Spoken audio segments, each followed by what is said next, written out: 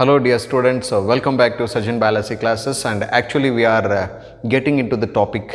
Now last class alli a principle of inheritance and variation chapter alli baratakanta important terminologies galanella discuss madidvi. Now ivattu discuss ಮಾಡ್ತಾ ಇರೋದು so theoretical part of this chapter. So let us get into the topic. Now principle of inheritance and variation ಅನ್ನು ನಾವು ತುಂಬಾ simple ಆಗಿ genetics ಅಂತಾನೂ ಕರಿಬಹುದು. Okay. Hangandre, what actually the meaning of genetics? Genetics is nothing but the study of inheritance and variation is called genetics. So what is inheritance and what is variation? Inheritance is nothing but, you can see here that parent and offspring. Any characteristics of the parents that are transferred, we are the product of sexual reproduction. ಹೌದಾ? ಈಗ ನಮ್ಮ ತಂದೆ ಅಥವಾ ತಾಯಿಗೆ ನಾವು ಹೋಲಿಕೆ ಮಾಡ್ಕೊಂಡಾಗ are we exactly similar to our parents? No. ಯಾಕೆ? So that is nothing but an variation ಅಂತ ಕರಿತೇವೆ. The organisms are the offsprings which are produced by the parent, they are not exactly similar to them, which brings the variation. So ಅದಕ್ಕೆ ನಾವು variation ಅಂತ ಕರಿತೀವಿ. ಅದಕ್ಕೆ ಕಾರಣ meiosis. Okay, it is nothing but sexual ರಿಪ್ರೊಡಕ್ಷನಲ್ಲಿ ಮಾತ್ರ ವೇರಿಯೇಷನ್ಗಳನ್ನು ನೋಡಬಹುದು. Next to humans, they know very well about this genetics. In 8000 to 1000 before Christ, ಅವಾಗಲೇ ಅವರಿಗೆಲ್ಲ ಗೊತ್ತಾಗ್ಬಿಟ್ಟಿತ್ತು. ಏನು ಹಾಗಂದರೆ, ಈ ಇನ್ಹೆರಿಟೆನ್ಸ್ ಅಥವಾ ವೇರಿಯೇಷನ್ ಆಗೋದಕ್ಕೆ ಕಾರಣ ನಥಿಂಗ್ ಬಟ್ ಸೆಕ್ಷುವಲ್ ರಿಪ್ರೊಡಕ್ಷನ್. ಅದಕ್ಕೆ that is what the cause for variation was hidden in sexual reproduction. They were know very well about this method. ಅದಕ್ಕೆ ಅವ್ರು ಏನು ಮಾಡ್ತಾರೆ, farmers they use that hybridization techniques and methods to produce a hybrid plants and to produce an hybrid animals. So ಒಂದು example, Indian breed it was called Sahiwal and Punjab which is produced by using the same method. Okay, this is what about the basic thing. So let us get into the major concept of Gregor John Mendel, what he actually did. Okay, here the Mendel law of inheritance we are going to discuss. Gregor Johann Mendel is the father of genetics. Actually he is a Christ saint, ಒಬ್ಬ ಕ್ರೈಸ್ತ ಸನ್ಯಾಸಿ. ಅವರ church ಸುತ್ತುವರೆದು ಪೀ ಪ್ಲಾಂಟ್ಸ್ಗಳನ್ನು observe ಮಾಡಿದಾಗ ಒಂದಿಷ್ಟು ವ್ಯತ್ಯಾಸಗಳನ್ನು ಕಾಣ್ತಾರೆ. ಪೀ ಪ್ಲಾಂಟ್ಗಳಲ್ಲಿ ಒಂದು ಪೀ ಪ್ಲಾಂಟ್ ಹೈಟ್ ಇರ್ತದೆ, ಒಂದು ಕುಳ್ಕಿರ್ತದೆ, ಮತ್ತು ಫ್ಲವರ್ ಪೊಸಿಷನ್ ಬೇರೆ ಇರ್ತದೆ, ಫ್ಲವರ್ ಕಲರ್ ಬೇರೆ ಇರುತ್ತೆ. ಇವುಗಳಲ್ಲಿ ಯಾಕೆ ಅನ್ನೋ ಒಂದು ಪ್ರಶ್ನೆ ಈ ಎಲ್ಲ ಹೊಸ ಹೊಸ ಡಿಸ್ಕವರಿಗಳಿಗೆ ಅನುವು ಮಾಡಿಕೊಡುತ್ತೆ. ಅದಕ್ಕೆ ಹಾಗಾದರೆ what actually he did? So the Gregor Johann Mendel is a scientist where he worked and hybridization experiments on a garden pea plant for 7 years continuously from 1856ರಿಂದ 1863ರವರೆಗೆ ಸತತವಾಗಿ ಅವುಗಳ ಮೇಲೆ ಅಧ್ಯಯನ ಮಾಡ್ತಾರೆ. ಸೊ ಕಂಟಿನ್ಯೂಯಸ್ ಇನ್ವೆಸ್ಟಿಗೇಷನ್ ಅದ್ರ ಮೇಲೆ ಮಾಡಿದ್ಮೇಲೆ he discovered what is that laws of inheritance ಅಂತಕ್ಕಂಥದ್ದನ್ನು discover ಮಾಡ್ತಾರೆ. ಹಾಗಾದರೆ ಈ ಲಾಸ್ ಆಫ್ ಇನ್ಹೆರಿಟೆನ್ಸ್ ಯಾವಾಗ ಇವರು ಪ್ರಪೋಸ್ ಮಾಡ್ತಾರೆ, ಪ್ರಪೋಸ್ ಮಾಡಿದಾಗ ಹೇಗೆ ಎಕ್ಸ್ಪ್ಲೇನ್ ಮಾಡ್ತಾರೆ ಅಥವಾ ಬಯಾಲಜಿಸ್ಟ್ಗಳಿಗೆ ಅಂದರೆ, first time the person who used statistical analysis and mathematical logic to explain the biological principles. ಬಯಾಲಜಿನ ಎಕ್ಸ್ಪ್ಲೇನ್ ಮಾಡೋದಕ್ಕೆ ಸ್ಟ್ಯಾಟಿಸ್ಟಿಕ್ಸು ಮತ್ತು ಮ್ಯಾಥ್ಸನ್ನ ಯೂಸ್ ಮಾಡಿರ್ತಕ್ಕಂಥ ಪ್ರಥಮ ವಿಜ್ಞಾನಿ ಅಂತ ಕರಿಬೋದು. ಯಾವಾಗ ಇವೆರಡನ್ನೂ ಯೂಸ್ ಮಾಡ್ಕೊಂಡು ಜೆನೆಟಿಕ್ಸ್ ಅನ್ನೋಕ್ಕಂಥ ಒಂದು ಕಾನ್ಸೆಪ್ಟನ್ನು ಎಕ್ಸ್ಪ್ಲೇನ್ ಮಾಡೋದಕ್ಕೆ ಶುರು ಮಾಡ್ತಾರೆ. ಹಾಗಾದರೆ his experiment had a large ಸ್ಯಾಂಪ್ಲಿಂಗ್ಸ್.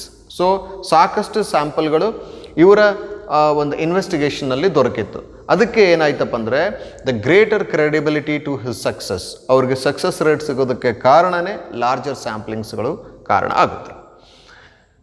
And even so he started to work on these garden pea, and the investigation where he started on a garden pea plants, he got the two opposite traits are obtained during the investigation time. ಹಾಗಂದರೆ ಅವು ಯಾವುವು, ಅವು ಹೇಗೆ express ಆಗುತ್ತೆ ಅನ್ನೋದನ್ನು ಇವಾಗ ನಾವು ಡೀಟೇಲಾಗಿ discuss ಮಾಡೋಣ. Here the Mendel actually what he did, ಏನು ಮಾಡ್ತಾರೆ ಮೆಂಡಲ್ ಅಂದರೆ ಅವರು ಈ ಪ್ಯೂರ್ ಲೈನ್ ಬ್ರೀಡಿಂಗನ್ನು ಸೆಲೆಕ್ಟ್ ಮಾಡ್ಕೊಳ್ತಾರೆ. ಪ್ಯೂರ್ ಲೈನ್ ಬ್ರೀಡಿಂಗ್ ಅಂದರೆ ಏನು ಅಂದರೆ ಕಂಟಿನ್ಯೂಯಸ್ ಆಗಿ ಸೆಲ್ಫ್ ಪಾಲಿನೇಷನ್ ಆಗಿರಬೇಕು, ಒಂದು 4 to 5 ಜನರೇಷನ್ ಅಂಥ ಒಂದು ಪ್ಲಾಂಟ್ಸ್ಗಳನ್ನು ಸೆಲೆಕ್ಟ್ ಮಾಡ್ಕೊಳ್ತಾರೆ ಇವರ ಎಕ್ಸ್ಪೆರಿಮೆಂಟ್ಗೆ. ಅದಕ್ಕೆ ನಾವು ಪ್ಯೂರ್ ಲೈನ್ ಬ್ರೀಡಿಂಗ್ ಅಂತ ಹೇಳಿ ಕರಿತೀವಿ.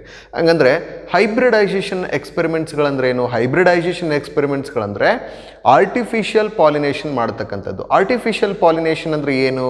ನಾನು ನಿಮಗೆ ಸೆಕ್ಷುವಲ್ ರಿಪ್ರೊಡಕ್ಷನ್ ಇನ್ ಫ್ಲವರಿಂಗ್ ಚಾಪ್ಟರಲ್ಲಿ ನಾವು ಡಿಸ್ಕಸ್ ಮಾಡಿದ್ವಿ. ಏನಂದರೆ ಎಮ್ಯಾಸ್ಕ್ಯುಲೇಷನ್ ಆ್ಯಂಡ್ ಬ್ಯಾಗಿಂಗ್ ಬಗ್ಗೆ ನಾವು ಡಿಸ್ಕಸ್ ಮಾಡಿದ್ವಿ. ಅಂದರೆ ಒಂದು ಫ್ಲವರ್ನಲ್ಲಿ ಆ್ಯಂಥರ್ ಮೆಚ್ಯೂರ್ ಆಗೋದಕ್ಕಿಂತ ಮುಂಚೆ ಅದನ್ನು ಫೋರ್ಸೆಪ್ಪಿಂದ ರಿಮೂವ್ ಮಾಡ್ತಕ್ಕಂಥದ್ದಕ್ಕೆ ನಾವು ಎಮ್ಯಾಸ್ಕ್ಯುಲೇಷನ್ ಅಂತೀವಿ. ಆಮೇಲೆ ಅದರಲ್ಲಿ ಏನು ಮಾಡ್ತೀವಿ? ಬ್ಯಾಗಿಂಗ್ ಮಾಡ್ತೀವಿ.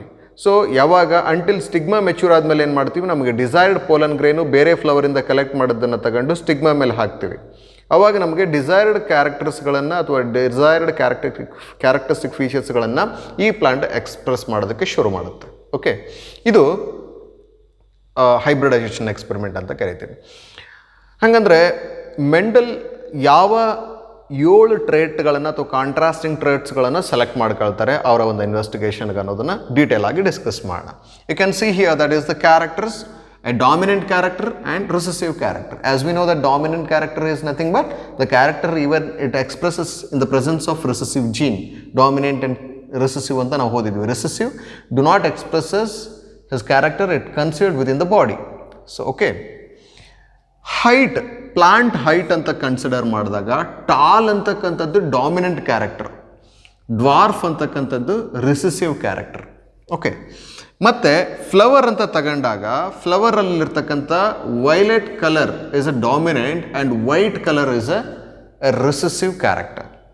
ಅದೇ ರೀತಿ ಪೊಸಿಷನ್ ಅಂತ ಕರಿತೀವಿ. ಅಂದರೆ ಒಂದು ಪ್ಲಾಂಟಲ್ಲಿ ಫ್ಲವರ್ ಪೊಸಿಷನ್ ಏನಿರುತ್ತೆ ಟರ್ಮಿನಲ್ ಆಕ್ಸಿಯಲ್. ಸೊ ಒಂದು ಬ್ರ್ಯಾಂಚಲ್ಲಿ ಇಲ್ಲೇ ಸೈಡ್ಗೆ ಫಾರ್ಮೇಷನ್ ಆಗ್ಬಿಡುತ್ತಂದರೆ ಅದಕ್ಕೆ ನಾವು ಆಕ್ಸಿಯಲ್ ಫ್ಲವರ್ ಫಾರ್ಮೇಷನ್ ಅಂತ ಕರಿತೀವಿ. ಫ್ಲವರ್ ಪೊಸಿಷನ್, ಫ್ಲವರ್ ಎಲ್ಲಿರುತ್ತೆ ಪೊಸಿಷನ್. ಕೆಲವೊಂದು ಇಲ್ಲೇನಾಗುತ್ತೆ, ನಾವು ಕೆಲವೊಂದು ಪ್ಲಾಂಟ್ಸ್ಗಳಲ್ಲಿ ತಗೊಂಡಾಗ ಸೊ ಅಟ್ ದಿ ಎಂಡ್ ಅಥವಾ ಟರ್ಮಿನಲ್ ರೀಸನ್ಸ್, ಟರ್ಮಿನಲ್ ಅಂದರೆ ಲಾಸ್ಟ್ ಟಿಪ್ ಆಫ್ ದ ರೀಸನ್ಸ್ಗೆ ಫ್ಲವರ್ ಫಾರ್ಮೇಷನ್ ಆಗುತ್ತೆ. ಸೊ ಆಕ್ಸಿಯಲ್ ಆ್ಯಂಡ್ ಟರ್ಮಿನಲ್ ಅಂತ ಕರಿತೀವಿ. ಅದ್ರ ಜೊತೆಗೆ ನಾವು ಪಾಡ್ ಅಂತ ಕರಿತೀವಿ. ಪಾಡ್ ಅಂದರೆ ನೀವೆಲ್ಲ ಚೌಳಿಕಾಯಿ ಅಥವಾ ಬೀನ್ಸು ಮತ್ತು ನೀವು ವಟಾಣಿನ ನೋಡಿರ್ತೀರಿ, ಬಟಾಣಿ ಅಲ್ವಾ? ಸೊ ತರಕಾರಿ ತರೋಕೆ ಹೋದಾಗ ನೋಡಿರ್ಬೋದು. ಅದಕ್ಕೆ ನಾವೇನಂತ ಕರಿತೀವಿ? ಪಾಡ್ ಅಂತ ಕರಿತೀವಿ ಕಂಪ್ಲೀಟ್. ಓಕೆ, ಆ ಪಾಡಿನ ಶೇಪ್ ಹೇಗಿರುತ್ತೆ? It is inflated. So it is inflated ಅಂದರೆ do not show any constrictions. You can see here constrictions ಅಂದರೆ ಈ ರೀತಿ ಬರುತ್ತೆ, ಇನ್ಫ್ಲೇಟೆಡ್ ಅಂದರೆ ಈ ರೀತಿ ಇರುತ್ತೆ. So this is what inflated and this is what a constructed ಅಂತ ಕರಿತೀವಿ. And next the pod colour is nothing but a green and it is pod colour is a yellow. Green is the dominant character and yellow is the recessive character. Okay. And next the seed shape and seed color ಬಗ್ಗೆ discuss ಮಾಡ್ತಾ ಇದ್ದೀವಿ. Seed shape ಏನು ಹೇಳುತ್ತೆ? Actually it is a round shape ಇತ್ತಂದರೆ ಅದನ್ನು ನಾವು round ಇತ್ತಂದರೆ ಅದಕ್ಕೆ ಡಾಮಿನೆಂಟ್ ಕ್ಯಾರೆಕ್ಟರ್ ತೋರಿಸುತ್ತೆ. And wrinkle if it is shows the constrictions, you can see this is what wrinkled seed ಅಂತ ಕರಿತೀವಿ, ಅದು ರೆಸೆಸಿವ್ ಕ್ಯಾರೆಕ್ಟರ್ ಆಗುತ್ತೆ. ಮತ್ತು ಸೀಡಲ್ಲಿ yellow is a dominant character and green seed, the color of the seed if it is green, if it is a recessive character. Okay, this is what about the Mendelian contracting traits where he has selected to conduct his experiments. So let us discuss in detail about this inheritance of one gene today then. Gregor John Mendel actually started his inheritance experiment. ಈ inheritance experiment start ಮಾಡೋದಕ್ಕೆ select ಮಾಡಿರ್ತಕ್ಕಂಥ ಪ್ಲಾಂಟ್ಸ್ಗಳು ಯಾವುದು ಅಂದರೆ ಒಂದು tall ಮತ್ತು ಒಂದು dwarf ಇರತಕ್ಕಂಥ 2 ಟ್ರೇಟ್ಸ್ಗಳಿರ್ತಕ್ಕಂಥ ಪ್ಲಾಂಟ್ಸ್ಗಳನ್ನು cross ಮಾಡ್ತಾರೆ. ಕ್ರಾಸ್ ಮಾಡಿದಾಗ he shocked. What is that means the first generation where he got, so that is all are hybrid. So one thing you please carefully observe that ನಮಗೆ capital T is a dominant and small T is a dwarf. But ಯಾವಾಗ ನಾವು dominant and recessive ಅಂತ ಹೇಳಿ ನಾವು basic ಕಾನ್ಸೆಪ್ಟಲ್ಲಿ discuss ಮಾಡಿದ್ವಿ, capital T ಇದ್ದು small T ಇದ್ದರೆ it again expresses the a dominant character called and tall. ಇವರಿಗೆ ಟಾಲ್ ಮತ್ತು ಡಾರ್ಫ್ ಪ್ಲಾಂಟ್ಗಳನ್ನು ಎರಡೂ ಕ್ರಾಸ್ ಮಾಡಿದಾಗ ಸಿಕ್ಕಿರ್ತಕ್ಕಂಥ ಪ್ಲಾಂಟ್ ಯಾವುದು ಹೈಬ್ರಿಡಲ್ಲಿ? Again tall. So the first generation, the result what he got by crossing between tall and dwarf, that is called an hybrid. ಅದಕ್ಕೆ ನಾವು ಏನಂತ ಕರಿತೀವಿ? Filial generation or first generation. First filial generation or first generation. ಇಲ್ಲಿ ಒಂದು thing ಏನು observe ಮಾಡ್ತಾನೆ ಅಂದರೆ, this hybrid only expresses one of the parent characteristic and do not express other parent characteristics. he observes that. The observations are very important in science. So ಅದಾದಮೇಲೆ ಏನು ಮಾಡ್ತಾನೆ? Selfing ಮಾಡ್ತಾನೆ. ಸಿಕ್ಕಿರೋ ಪ್ಲ್ಯಾಂಟನ್ನು ತಗೊಂಡು ಸೆಲ್ಫ್ ಪಾಲಿನೇಷನ್ ಮಾಡೋದಕ್ಕೆ ಸ್ಟಾರ್ಟ್ ಮಾಡ್ತಾನೆ. Self pollination ಅಥವಾ ಸೆಲ್ಫಿಂಗ್ ಆದಾಗ ಏನಾಗ್ತದಪ್ಪ ಅಂದರೆ, you can see that capital T small T are the gamete and capital T small T are the gametes. Okay, male and female. So you can see here this is capital T small T, capital T small T. So we have written a box here. What is that box? It is nothing but a Punnett square anta kariತೀವಿ. And who discovered this Punnett square? That is nothing but Reginald C. Punnett ಅಂತಕ್ಕಂಥವ್ರು ಏನು ಮಾಡ್ತಾರಪ್ಪ ಅಂದರೆ, ಈ Punnett square ಅಂತಕ್ಕಂಥ ಮೆಥಡನ್ನು Discover ಮಾಡ್ತಾರೆ. It is nothing but a study of a graphical square is nothing but the graphical representation to calculate genotype of offsprings in a genetic cross. ಅಂದರೆ ನಮಗೆ ಜಿನೋಟೈಪ್ಸ್ಗಳು ಎಷ್ಟು ಸಿಗುತ್ತೆ ಅನ್ನೋದನ್ನು ಕ್ಯಾಲ್ಕುಲೇಟ್ ಮಾಡೋದಕ್ಕೆ ಉಪಯೋಗಿಸ್ತೀವಿ. ಯಾವುದನ್ನು? Punnett square. ಅದಕ್ಕೆ graphical representation to calculate the genotypes of offspring. Genotype ಅಂದ್ರೆ ಏನ್ರಿ? Genotype is nothing but, you can see here genotype. So genotype is nothing but the genes that are present. So okay, capital T, small t are the genotypes. ಇಂಥ ಜಿನೋಟೈಪ್ಸ್ಗಳನ್ನು calculate ಮಾಡೋದಕ್ಕೆ use ಮಾಡ್ತೀವಿ Punnett square ಮೆಥಡನ್ನು. So ಅದರೊಳಗಡೆ so ಈ calculate ಮಾಡೋದಕ್ಕೆ ಗ್ಯಾಮೆಟ್ಸ್ಗಳನ್ನು ಎಲ್ಲಿ ಬರಿತೀವಿ? So rose ಮತ್ತು ಕಾಲಮ್ಸ್ಗಳಲ್ಲಿ ಗ್ಯಾಮೆಟ್ಸ್ಗಳನ್ನು ಬರಿತೀವಿ ಮತ್ತು ಜಿನೋಟೈಪ್ಸ್ಗಳನ್ನು ಕ್ಯಾಲ್ಕುಲೇಟ್ ಮಾಡ್ತೀವಿ. ಅದಕ್ಕೋಸ್ಕರ ಪುನೆಟ್ ಸ್ಕ್ವೇರ್ನ ಯೂಸ್ ಮಾಡ್ತೀವಿ. ಪುನೆಟ್ ಸ್ಕ್ವೇರ್ ಯೂಸ್ ಮಾಡ್ಕೊಂಡು ಕ್ಯಾಲ್ಕುಲೇಷನ್ ಮಾಡಿದ್ಮೇಲೆ ನಮಗೆ ಸಿಕ್ಕಿರ್ತಕ್ಕಂಥ ರಿಸಲ್ಟ್ ಏನು ಅಂದರೆ, that is nothing but an F2 generation ಅಂತ ಕರಿತೀವಿ. F2 ಜನ್ರೇಷನನ್ನು ಅಬ್ಸರ್ವ್ ಮಾಡಿದಾಗ ಮೆಂಡಲಿಗೆ ಮತ್ತೊಂದು ಶಾಕ್ ಆಗಿರುತ್ತೆ. ಏನು? How actually the F2 generation is able to express both the parental characteristics. ಎರಡು ಥರದ್ದು ಪ್ಯಾರೆಂಟಲ್ ಕ್ಯಾರೆಕ್ಟರಿಸ್ಟಿಕ್ಸನ್ನ ನೋಡ್ಬೋದು. ಏನು? ಕ್ಯಾಪಿಟಲ್ ಟಿ ಸ್ಮಾಲ್ ಟಿ ಇವೆಲ್ಲ ಡಾಮಿನೆಂಟ್ ಕ್ಯಾರೆಕ್ಟರ್ಸ್ ಟಾಲನ್ನು ಎಕ್ಸ್ಪ್ರೆಸ್ ಮಾಡುತ್ತೆ. So one of the offspring is expresses the recessive parent characteristics, that is called dwarfness. ಹಂಗಂದ್ರೆ ಹೇಗೆ ಬಂತು? ಇದನ್ನೆಲ್ಲ ಅಬ್ಸರ್ವೇಷನ್ ಮಾಡಿದಾಗ he proposed that something is stable and which is passed to the next generation. So ಅವಕ್ಕೆ ಅವನು ಏನಂತ ಕರೆದ ಅಂದರೆ factors, and later these factors are called as genes ಅಂತ ಕರೆದ್ರು. And jeans, the pair of genes which are present in a homologous chromosomes, they are alternatively expresses its character. ಅದಕ್ಕೆ ನಾವು alleles ಅಂತ ಕರಿತೀವಿ. Okay, and this is what about what the inheritance of one gene. Inheritance of one gene ಅಲ್ಲಿ ನಾವು ಇದಕ್ಕೆ ಏನಂತ ಕರಿಬೋದು? Even monohybrid cross ಅಂತಲೂ ಕರಿಬೋದು. ಓಕೆ, ಮೋನೋಹೈಬ್ರಿಡ್ ಕ್ರಾಸ್ ಅಂದರೆ ಏನು ಹೇಳ್ತಾ ಇತ್ತು? any plant or animal which is obtained by crossing between two homozygous individuals which are differing in one character. So tall ಅನ್ನೋದೊಂದು ಕ್ಯಾರೆಕ್ಟರ್, ಡಾರ್ಫ್ ಅನ್ನೋದೊಂದು ಕ್ಯಾರೆಕ್ಟರ್ ಅಲ್ವಾ? ಸೊ ಅದರೊಳಗಡೆ ನಮಗೆ F2 ಜನ್ರೇಷನ್ ಒಳಗೆ ಸಿಕ್ಕಿರ್ತಕ್ಕಂಥದ್ರಲ್ಲಿ ಫಿನೋಟೈಪಿಕ್ ರೇಷಿಯೋ ಏನು ಹೇಳ್ತದೆ? ಫಿನೋಟೈಪಿಕ್ ಅಂದರೆ 3 ಪ್ಲಾಂಟ್ ಇದೆ, ಯಾವುದು ಹೈಟ್ ಇದೆ ಮತ್ತು ಯಾವುದು ಡಾರ್ಫ್ ಇದೆ ಅನ್ನೋದು ಕಣ್ಣಿಗೆ ಕಾಣುತ್ತೆ. ಇದನ್ನು ನಾವು ಫಿನೋಟೈಪಿಕ್ ರೇಷಿಯೋ ಅಂತ ಕರಿತೀವಿ. Means physical appearance. Okay, physical appearance of that plant. So ಯಾವ್ದು ಹೈಟ್ ಕಾಣುತ್ತೆ? ಕ್ಯಾಪಿಟಲ್ ಟಿ ಸ್ಮಾಲ್ ಟಿ ಇವು ಮೂರು ಏನಪ್ಪ ಅಂದರೆ ಟಾಲ್ನೆಸ್ ಎಕ್ಸ್ಪ್ರೆಸ್ ಮಾಡುತ್ತೆ. ಹಾಗಾಗಿ 3 ಆರ್ ಟಾಲ್, 1 ಇಸ್ ಡಾರ್ಫ್. ಹಾಗಾಗಿ 3:1 ಅಂತ ಬರಿತೀವಿ. ಜಿನೋಟೈಪಿಕ್ ರೇಷಿಯೋ ಅಂದರೆ, ಸೊ ಜಿನೋಟೈಪಿಕ್ ಸೇಮ್ ಇರಬೇಕು. ಕ್ಯಾಪಿಟಲ್ ಟಿ ಅಂತಕ್ಕಂಥದ್ದು ಎಷ್ಟಿದೆ? ಓನ್ಲಿ 1 ಇದೆ. So here 1/4. ಸೊ ಹಂಗಂದರೆ ಕ್ಯಾಪಿಟಲ್ ಟಿ ಸ್ಮಾಲ್ ಟಿ ಅಂತಕ್ಕಂಥವು ಎಷ್ಟಿದ್ದಾವೆ? So there are 2. ಸೊ ಹಾಗಾಗಿ half capital T small T. So 1:2. So small T ಅನ್ನೋದು ಎಷ್ಟಿದೆ? 1 ಇದೆ. So again 1/4. So it is nothing but 1.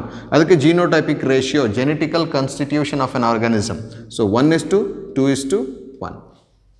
I hope you understood. And even in your exams you need to write in words. ಇದನ್ನು ಸ್ವಲ್ಪ ವರ್ಡ್ಸಲ್ಲಿ explain ಮಾಡಬೇಕಾಗುತ್ತೆ ಎಕ್ಸಾಮಲ್ಲಿ ಕೇಳಿದಾಗ. So once if you refer the text you can come to know. ಇಲ್ಲಿ text ಅನ್ನೋದಕ್ಕಿಂತ ನಾವು ಇಲ್ಲಿ ಏನೇನು ಆಗುತ್ತೆ ಅನ್ನೋದನ್ನು ನಾವು ವರ್ಡ್ಸಲ್ಲಿ ಬರೆದ್ರೆ ಎಕ್ಸ್ಪ್ಲನೇಷನ್ ಪಾರ್ಟ್ ಮುಗಿದೋಗ್ತದೆ. So I hope you understood about this inheritance of one gene, and still do you have any doubts regarding this? Please drop your doubts and comments in the comment section. I will answer for your questions. So until that, take care, and always you please remember that study for knowledge, not for marks. Take care. Bye.